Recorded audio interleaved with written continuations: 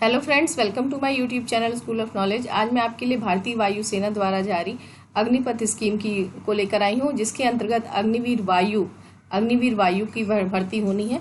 और इसके लिए फॉर्म जो 24 जून से निकल चुके हैं। जो इसके लास्ट डेट जो भरने की है वो 5 जुलाई 2022 है। इसमें जो सिलेक्शन होगा वो ऑनलाइन एग्जाम के बेसिस पे होगा, और ऑनलाइन एग्जाम जो है 24 जुलाई के बाद कभी भी हो सकता है।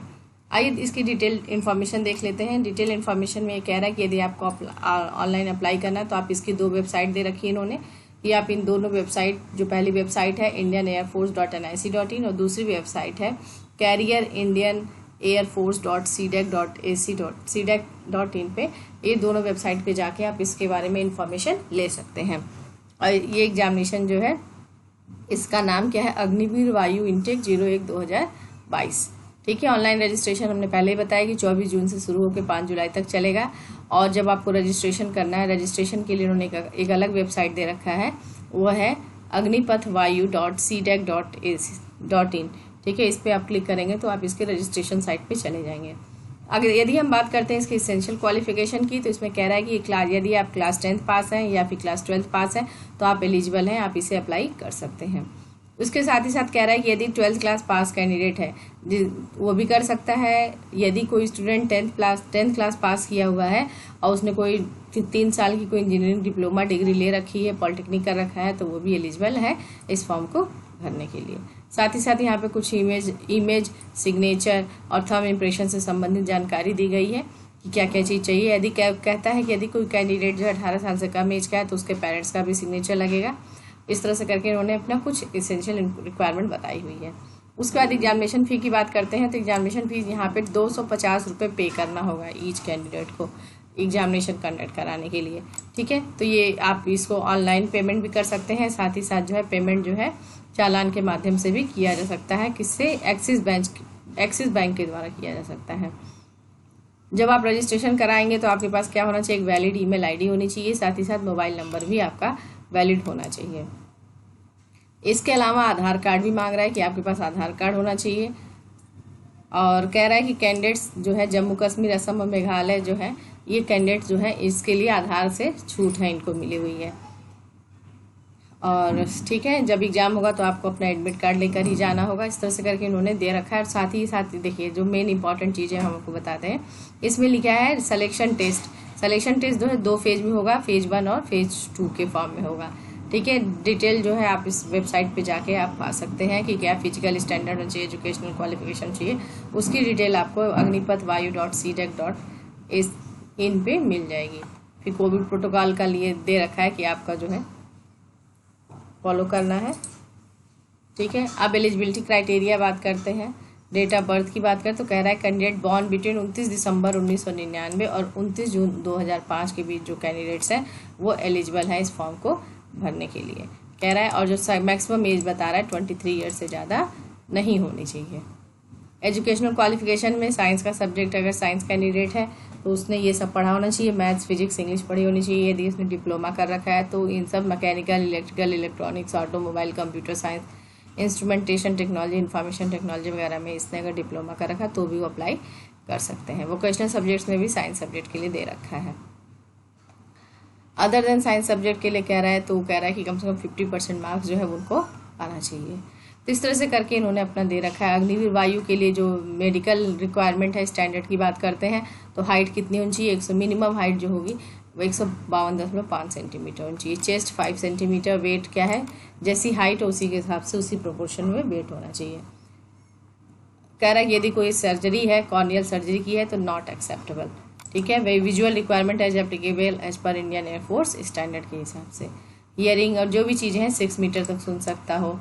डेंटल क्या है? 14 डेंटल पॉइंट्स होने चाहिए। जनरल मतलब ये सारी जो एयरफोर्स के लिए जो होती हैं वो सब इन्होंने अपना दे रखा है। और आगे अब देखते हैं, आगे आप देखिए इसमें तो ये देखिए बॉडी टैटू बना है, सिक कैंडिडेट्स है, तो सबका अलग अलग फॉर्म है दिया हुआ है, टर्म्स एंड कंडीशंस दी हुई हैं। और ये जो उन्होंने बता रखा है कि ये एक परमानेंट पोस्ट नहीं है, ये एक ट्रेनिंग पीरियड है। ठीक है, एक ट्रेनिंग है। और छुट्टी की बात कर रखा है कि 30 ईयर्स जो है 1 साल में 30 डेज का मिलेगा। और सिक लीव जैसा भी मेडिकल एडवाइस होगा उस तरह से मिलेगा। पे अलाउंसेस की बात करते हैं तो इसमें देखिए पे अलाउंसेस में जो है आपको अग्निवीर को जो है ये जो है इसमें जो भी बेनिफिट्स गवर्नमेंट की ओर से मिलता है वो मिलेगा। साथ ही साथ सेवानिधि पैकेज भी दिया जाएगा। जो सेवानिधि पैकेज होगा वो एज अ पीएफ के फॉर्म में इस तरह से मिलेगा, जिस तरह से इसमें क्या है कि जैसे कि कहते हैं कि फर्स्ट ईयर में 30,000 सैलरी देंगे, तो 30 में आपको इन हैंड जो देंगे 21,000 देंगे, लेकिन 9,000 वो कट कर लेंगे, ठीक है। और यही 9,000 जो है गवर्नमेंट के द्वारा आपको दिया जाएगा पर मंथ का। तो टोटल जो है ये 5.02 लाख होगा और ये भी 5.02 लाख गवर्नमेंट देगी। तो इस तरह से करके आपको करीब 10,04,000 का जो है सेवानिधि पैकेज के फॉर्म में पैसा मिलेगा। इसके साथ ही साथ ये तो आपको रिटायरमेंट के समय मतलब 4 साल के बाद मिलेगा। और जो सैलरी जो आपकी बनेगी वो इतना आपको figure in figure her month आपको मिलती रहेगी, 4 साल तक ट्रेनिंग के दौरान भी मिलेगी, ठीक है। तो ये था। एग्जामिनेशन की बात करते हैं तो एग्जामिनेशन 2 फेज में होगा। फेज 1 में ऑनलाइन टेस्ट होगा, जिसमें साइंस सब्जेक्ट के जो कैंडिडेट होंगे उनका 60 मिनट्स के लिए होगा, जिसमें इंग्लिश, फिजिक्स और मैथमेटिक्स पूछा जाएगा। अदर देन साइंस सब्जेक्ट उनका पेपर जो होगा 45 मिनट्स का होगा, जिसमें इंग्लिश साथ ही साथ रीजनिंग एंड जनरल अवेयरनेस के क्वेश्चन होंगे। तो टोटल टाइम ड्यूरेशन अगर देखा जाए तो 85 मिनट्स में ये लोग देंगे। जो पैटर्न है वन करेक्ट आंसर पे 1 मार्क्स मिलेगा और जो है माइनस मार्किंग भी है, यानी कि एक गलत करने पे 25.025 मार्क्स जो है आपके डिडक्ट होंगे। 1/4 निगेटिव मार्किंग है, ठीक है। तो इस तरह से आपका एग्जाम होगा। आपको दोनों ही पेपर क्वालिफाई करने होंगे, तभी उसके बाद ही आपका आगे सिलेक्शन होगा। अब ये देखिए फेज़ 2 में जैसे ही आप फेज़ 1 क्लास पार कर लेते हैं तो आपको फेज़ 2 के लिए नया एडमिट कार्ड आपके लिए जारी होगा और आपका एग्जाम आपको आगे बताया जाएगा कि आपको क्या करना है फेज़ 2 में, ठीक है। तो फेज़ 2 में आपको जो है इस तरह से आपको क्या क्या चीज़ें चाहिए, सारे रिक्वायरमेंट दे रखा है कि आपको क्या क्या चीज़ें फेज़ 2 में लेके जानी है। उसके बाद स्किल सर्टिफिकेशन, वेरिफिकेशन, एलिजिबिलिटी, सारी चीज़ें, सारे डॉक्यूमेंट जो आपके होने चाहिए वो सब रहना चाहिए। फिजिकल फिटनेस टेस्ट भी होना चाहिए। ये सारी चीज़ें होंगी आपकी फेज़ 2 में, ठीक है। उसके बाद फेज़ 3 जो होगा वो है आपका मेडिकल एग्जामिनेशन का होगा, जिसमें blood, haemogram, urine, biochemistry, X ray, ECG, ये सब सारी चीज़ें फेज़ 3 में कराई जाएंगी। तो जब फेज़ 3 में ये सारी चीज़ें हो जाएंगी उसके बाद जो है आपका सिलेक्शन उसमें माना जाएगा ट्रेनिंग के लिए। और जो भी गवर्नमेंट यहाँ की रूल्स रेगुलेशन लगाएगी वो आपको मानना पड़ेगा। आप अपने हिसाब से उसमें आप चेंजेस नहीं कर सकते हैं, ठीक है।